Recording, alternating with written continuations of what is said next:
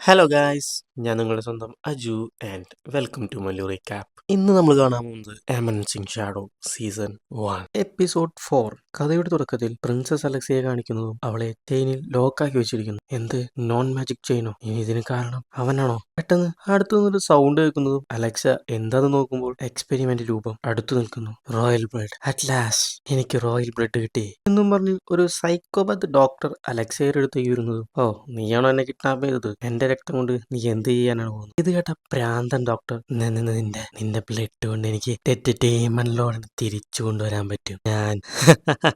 കേൾക്കുമ്പോ തന്നെ അവൾക്ക് കാര്യം മനസ്സിലായി. ഈ പ്രാന്തൻ എല്ലാ രക്തവും ഊറ്റി കുടിക്കുമെന്ന്. ഇതേസമയം ഹീറോനെ കൊടൂരമായി ചോദ്യം ചെയ്യുന്നതും നീയൊന്നും പറയാത്തതിൽ നിന്ന് മനസ്സിലായി നീയാണ് ആ കുറ്റക്കാരനെന്ന്. എന്നും പറഞ്ഞ് അവനെ തല്ലി ഇല്ലാതാക്കുന്നതും എനിക്ക് വേദനയൊന്നല്ല പ്രശ്നം, എന്നാൽ യഥാർത്ഥ പ്രശ്നം എന്താടാ നിന്റെ വായി? പറയടാ, വാ തുറന്നു പറയടാ. അവന്മാരെല്ലാം എനിക്ക് ഒരു നിമിഷം മതി കൊല്ലാൻ, എന്നാൽ അതിന് പറ്റിയ സമയമായിട്ടില്ല. ആ സമയം വരും. എന്താടാ, നിനക്കൊന്നും വേദനിക്കുന്നില്ലേ? ഇപ്പൊ വേദനിക്കും, നോക്കിക്കോ. ഇല്ല, അയ്യോ പ്ലീസ് പ്ലീസ്, എനിക്കൊന്നും അറിയില്ല, ഞാനല്ല അത് ചെയ്തത് എന്നും പറഞ്ഞ് ഒരു മാരക പെർഫോമൻസ് എടുക്കുന്നതും ഞാനൊരു നോർമൽ ഹ്യൂമനാണ് ഇത്രയും വലിയ ക്രൂരത ചെയ്യുന്നത്. ഓ, അപ്പൊ നിനക്ക് സംസാരിക്കാനൊക്കെ അറിയില്ല. ബട്ട് ഇതെല്ലാം നമ്മുടെ ഹീറോയ്ക്ക് വെറും ആക്ടിങ് മാത്രമാണ്. ഇതേ സമയം പ്രിൻസസ് അലക്സിയ, കുറെ വർഷങ്ങളായി ഞാൻ നിങ്ങളെ ഫോളോ ചെയ്യുന്നത്. ഇത് അവൾക്കും അറിയാം. എന്റെ രക്തം കുറച്ചെടുക്ക്, എനിക്ക് മരിക്കാൻ ആഗ്രഹമില്ല. ഇതിന് പ്രാന്തൻ ഡോക്ടർ, ഞാൻ എല്ലാ രക്തം എടുക്കും, അവന്മാരെ കൊണ്ടാണ്. ഇത് കേട്ട പ്രിൻസസ് അലക്സിയ, നീ ആരെ വെറുക്കുന്നുണ്ട്? ആ, അവന്മാരെ തന്നെ, എന്റെ ലാബ് തന്നെ ഇല്ലാണ്ടാക്കി. ഞാൻ പൂർത്തിയാക്കാൻ വെച്ചിരുന്നതാണ്. പതുക്കെ പറടാ, എന്റെ ചെവി വേദന.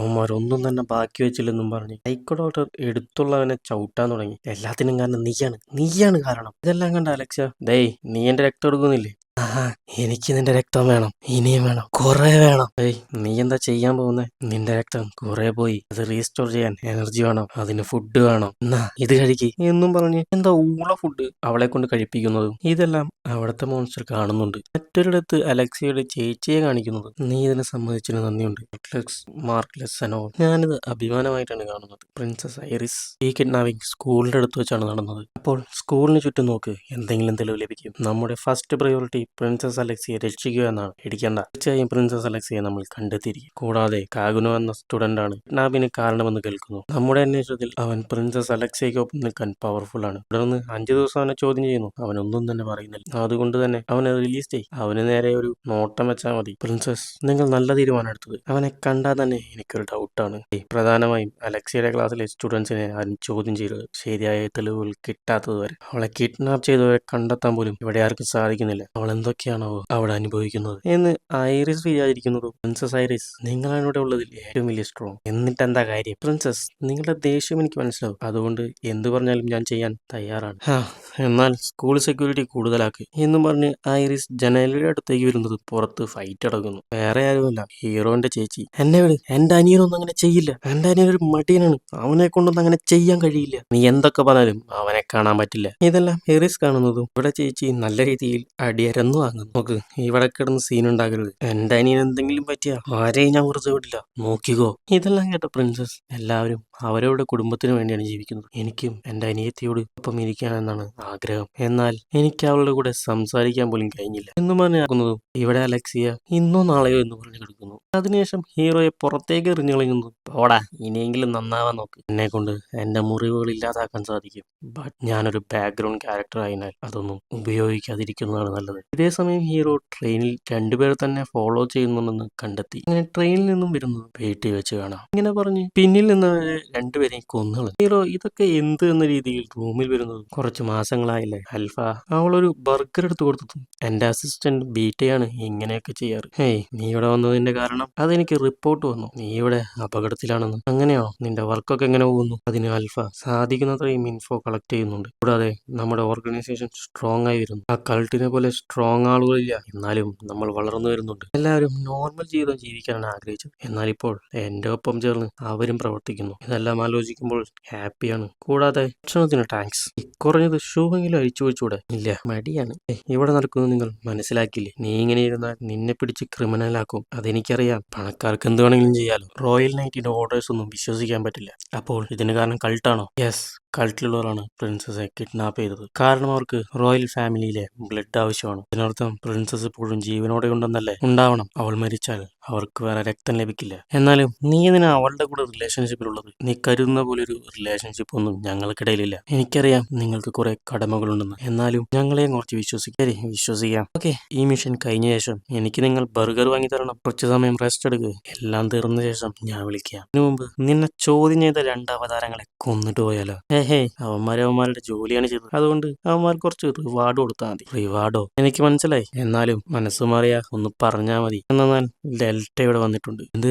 അവള് ഇവിടെ ഉണ്ടോ? അതിനാൽഫ തലയാട്ടി പോയതും ഇവിടെ ചേച്ചി രാത്രി വച്ചെടുക്കാൻ തുടങ്ങി. എന്റെ അനിയനത്തല്ലിനെ ഞാൻ വെറുതെ വിട്ടില്ല. മണ്ടി, നീ അങ്ങനെ ചെയ്താൽ നിന്നെ കൂട്ടുപ്രതിയാക്കും. ശേഷം ഇവിടെ അലക്സിയ ആ മോൺസ്റ്ററിനോട് എന്തോ പറയുന്നതും ഹീറോ ഇവിടെ ഒരു കണക്കിനെല്ലാം എടുത്തു വെച്ചു. ഫ്രാൻസിൽ നിന്ന് കൊണ്ടുവന്ന വൈൻ 4500 സെനി, ഈ ഗ്ലാസ് 3500 സെനി. പിന്നെ ക്യാഷ് കൂടിയ ആന്റിക് രൂപങ്ങളെല്ലാം അവിടെ അണിയിച്ചൊരുക്കി. ഇതിനൊക്കെ ക്യാഷ് എവിടെ എന്ന് ചോദിച്ചാൽ അടിച്ചു മാറ്റിയതും അടിമയായി ജീവിച്ചതുമാണ്. ഓക്കെ, എല്ലാം സെറ്റാണ്. ഇനി അവള് വന്നാ മതി. അങ്ങനെ ബീറ്റ അവിടേക്ക് വരുന്നതും നമ്മുടെ ഹീറോ ആറ്റിറ്റ്യൂഡ് കാണിച്ച് ചെയറിലിരിക്കുന്നു. അറ്റ് ലാസ്റ്റ് ആ സമയം വന്നിരിക്കുന്നു. ഇന്നിത് ഷാഡോ വേൾഡ് ആണ്. മാസ്റ്റർ, നിങ്ങൾ പറഞ്ഞത് ശരിയാണ്. ഇന്ന് നിലാവിൽ ചന്ദ്രൻ പോലുമില്ല. കൂടാതെ എല്ലാവരും റെഡിയാണ്, അതും ആൽഫ പറഞ്ഞ പോലെ. എന്നാൽ ഞങ്ങളെ കൊണ്ട് 115 ആളുകളെ ചേർക്കാൻ കഴിഞ്ഞുള്ളൂ. എന്ത് 115ഓ? ഞങ്ങളോട് ക്ഷമിക്കണം, ഞങ്ങളെ കൊണ്ട് ഇത്രേ ഏർപ്പെടുത്താൻ കഴിഞ്ഞുള്ളൂ. കുഴപ്പമില്ല. നമ്മുടെ പ്ലാൻ എല്ലാ സ്ഥലവും ഒരേ ടൈമിൽ അറ്റാക്ക് ചെയ്യുക എന്നാണ്. എന്നാൽ കൾട്ട് ഓഫ് ഡിയാബ്ലോ ഈ ക്യാപിറ്റൽ മൊത്തം പടർന്നു കിടക്കുന്നുണ്ട്. കൂടാതെ പ്രിൻസസ് അലക്സിയെ ഞങ്ങൾ തേടുന്നുണ്ട്. കിട്ടിയാൽ അവരെയും നമ്മുടെ ബേസിലേക്ക് മാറ്റണം. ഗാമയാണ് കമാൻഡർ, ബട്ട് ആൽഫയാണ് എല്ലാ ട്രൂപ്പും നയിക്കുന്നത്. കൂടാതെ അലക്സിയ സപ്പോർട്ടിങ്, പിന്നെ ഡെൽറ്റയാണ് ഇതിനെല്ലാം മുന്നിൽ നിൽക്കുന്നത്. അതിന് ഹീറോ ഒരു ലെറ്റർ എടുത്തു കൊടുത്തു. ഡെൽറ്റയോട് ഞാൻ ക്ഷമ ചോദിച്ചെന്ന് പറയും. കാരണം ഞാനാണ് ഇത് തുടങ്ങാൻ പോകുന്നത്. ഇന്ന് രാത്രി നമ്മളാരായെന്ന് ലോകം തന്നെ അറിയും. ഇതേ സമയം ഇവർ രണ്ടാൾ സംസാരിക്കുന്നു. ആരോ വരുന്ന ശബ്ദം കേൾക്കുന്നു. നോക്കിയാൽ നമ്മുടെ ഹീറോയാണ് വന്നത്. പെട്ടെന്ന് പ്രിൻസസ് അലക്സിയുടെ ഷൂ എടുത്തെറിഞ്ഞതും, ഓ പാവം പയ്യൻ, ഞങ്ങളെ എടുത്ത് തനിച്ച് വന്ന് പെട്ടല്ല. അപ്പോ എല്ലാം നിങ്ങളുടെ പരിപാടിയാണല്ലേ? അതിനവരും അതെ, എല്ലാം ഞങ്ങളുടെ ഏർപ്പാടാണ്. പെട്ടെന്ന് പിന്നിൽ നിന്ന് ശബ്ദം കേൾക്കും. എന്താ നോക്കുമ്പോൾ ഹീറോനെ ഫോളോ ചെയ്തവർ ചത്തെടുക്കുന്നു. ഇവന്മാരവനെ ഫോളോ പറഞ്ഞില്ല, അവനെയും കൊന്നു കളഞ്ഞു. നിന്നെ കൊണ്ടൊന്നും രക്ഷപ്പെടാൻ കഴിയില്ലടാ. ഓ പേടിക്കണ്ട, ഇന്ന് രാത്രിയിൽ തന്നെ എല്ലാവരെയും തീർത്തു തരാടാ. ഹീറോ ചെയ്യുന്ന എല്ലാ കാര്യവും ബീറ്റ ബുക്ക് എഴുതുന്നതും പെട്ടെന്ന് അടുത്തുനിന്ന് വലിയൊരു ശബ്ദം കേൾക്കുന്നു. ഡെൽറ്റ തകർക്കാൻ തുടങ്ങി. ഇവിടെ നോക്കിയാൽ ഡെൽറ്റ ഒരു ബിൽഡിംഗ് തന്നെ ഇല്ലാണ്ടാക്കി. സിറ്റി തന്നെ യുദ്ധഭൂമിയായി മാറി. ഐറിസ് കഴിയും വിധം എല്ലാവർക്കും ഓർഡർ കൊടുക്കുന്നതും, അലക്സിയ നീ എവിടെയാണ്? എന്നാൽ ഇവിടെ അലക്സിയയ്ക്ക് വലിയ ശബ്ദങ്ങൾ കേൾക്കാനുണ്ട്. ഈ ശബ്ദം കൊണ്ട് ഉറങ്ങാൻ പറ്റുന്നില്ലല്ലേ? ഉറങ്ങാത്തതാ നല്ലത്. ഇതേ സമയം പ്രാന്തൻ ഡോക്ടർ എടുത്ത എല്ലാ രക്തവും കൊണ്ടുവന്ന് ഇതെല്ലാം ആ മോൺസ്റ്ററിന് കുത്തിവെച്ചതും, ഡിയാബ്ലോന്റെ പവർ എന്താന്ന് എല്ലാവർക്കും കാണിച്ചു കൊടുക്ക് എന്ന് പറഞ്ഞതും ആ മോൺസ്റ്റർ ആണെങ്കിൽ അവനെ തന്നെ ആദ്യം കൊന്നു. ഇതെല്ലാം കണ്ടു നിന്ന അലക്സിയ, എത്ര ഉള്ളു എന്റെ ലൈഫ്, കഥ കഴിഞ്ഞു എന്ന് പറഞ്ഞാലും ആ മോൺസ്റ്റർ അവളെ കൊല്ലാതെ റിലീസ് ചെയ്തു വിട്ടു. എന്നിട്ട് സിറ്റിയുടെ ഉള്ളിലേക്ക് വരുന്നതും ഇവിടെ അലക്സിയ, എനിക്ക് ഡബിൾ ലെക്കുള്ള ദിവസമാണെന്ന് തോന്നുന്നു എന്നും പറഞ്ഞ് ഒരു വാളെടുത്ത് ടണൽ വഴി വരുന്നതും, എന്താ മോളെ എവിടേക്കാ പോകുന്നത്? ഇത് കേട്ട അലക്സിക്ക് ദേഷ്യം വരുന്നു. ഈ റീസർച്ചിന് ഫുൾ ഫണ്ടിങ് ചെയ്തത് ഞാനാണ്. അങ്ങനെ പോയാൽ ശരിയാവില്ല. ഞാൻ ഊഹിച്ചത് ശരിയായി. ഇപ്പോൾ ഞാനത് ഉറപ്പിക്കുകയും ചെയ്തു. കുഴപ്പമില്ല, നിന്റെ രക്തം എന്റെ അടുത്തുള്ളത് വരെ. ഇത് കേട്ട അലക്സിയ, എന്താടാ എല്ലാവരും ബ്ലഡ് എന്ന് പറഞ്ഞാൽ അലയുന്നത്? എല്ലാം റീസർച്ചിന് വേണ്ടിയാ. ഞാൻ ചെയ്ത ജോലിക്ക് തീർച്ചയായും 12 സീറ്റിൽ എനിക്കൊരു സ്ഥലം ഉണ്ടാവും. അതായത് എനിക്കിനി നിങ്ങളുടെ കീഴിൽ ജോലി ചെയ്യേണ്ട ആവശ്യമില്ല. അതെന്ത് ഗ്രൂപ്പ്? അതൊന്നും നിനക്ക് പറഞ്ഞാൽ മനസ്സിലാവില്ല. ആദ്യം നിന്റെ ചേച്ചിയെ കിഡ്നാപ്പ് ചെയ്യാനാണ് ഞങ്ങൾ കരുതിയത്. എന്നാൽ ഞങ്ങൾക്ക് രക്തം മാത്രം മതി എന്നുള്ളത് കൊണ്ട് നിന്നെയാണ് കിഡ്നാപ്പ് ചെയ്തത്. ഇത് കേട്ട അലക്സിക്ക് ദേഷ്യം വന്ന് അറ്റാക്ക് ചെയ്യാൻ തുടങ്ങി. നീ ഇതുവരെ മറ്റുള്ളവരുടെ മൂവാണ് കോപ്പി ചെയ്യുന്നത്. നിനക്കായി ഒരു സ്കില്ല് പോലും ഇല്ല. എനിക്ക് അറ്റാക്ക് ചെയ്യാൻ അറിയാടാ എന്നാ കാണിക്ക്. ഇത് കേട്ട അലക്സിയ ഫൈറ്റിന് വന്നാലും അവളെ വരെ ഈസിയായി തോൽപ്പിച്ചു. നിനക്കൊരിക്കലും നിന്റെ ചേച്ചിയെ പോലെ അവൻ കഴിയില്ല. ഇങ്ങനെ അവൻ വളവളാന്ന് പറയുമ്പോൾ ആ വഴിക്ക് ഹീറോ നടന്നു വരുന്നതും പ്യുവർ ബ്ലാക്ക് കളർ സ്യൂട്ട്. ആരായിരിക്കും? എന്റെ പേര് ഷാഡോ ആയി മാറിക്കൊണ്ട് ഷാഡോസിൽ ഒളിച്ചിരിക്കുന്നത് ഹണ്ട് ചെയ്യുന്ന. ഇങ്ങനെ ഹീറോ അവിടെ ഒരു മാസ് ആറ്റിറ്റ്യൂഡ് കാണിച്ചു നിൽക്കുന്നതും ഈ എപ്പിസോഡ് ഇവിടെ തീരുന്നു. ഈ എപ്പിസോഡ് നിങ്ങൾക്ക് ഇഷ്ടമായെങ്കിൽ നിങ്ങളുടെ അഭിപ്രായം ലൈക്ക് ആൻഡ് കമന്റിലൂടെ ഞങ്ങളെ അറിയിക്കാവുന്നതാണ്. അതുവരെ ബൈ ബൈ.